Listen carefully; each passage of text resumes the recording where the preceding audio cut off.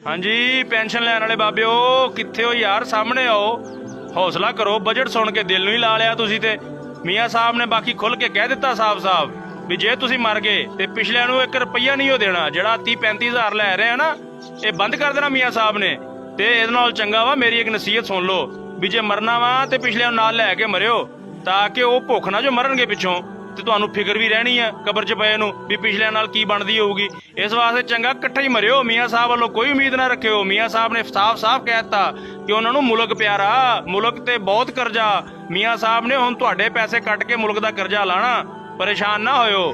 ਹਾਂ ਇਸ ਵਾਸਤੇ ਹੌਸਲਾ ਕਰੋ, ਦਿਲ ਨੂੰ ਨਾ ਲਾਓ। ਜਿੰਨਾ ਚਿਰ ਜ਼ਿੰਦਗੀ ਹੈਗੀ ਆ 30-35 ਹਜ਼ਾਰ ਲੈ ਰਹੇ ਆ, ਇੰਜੋਏ ਕਰੋ। ਵਰਲਡ ਟੂਰ ਤੇ ਚਲੇ ਜਾਓ, ਬੱਚਿਆਂ ਨੂੰ ਇੰਜੋਏ ਕਰਾਓ, ਘੁੰਮੋ ਫਿਰੋ, ਖਾਓ ਪੀਓ, ਯਾਸ਼ੀਆਂ ਕੁੱਟੋ।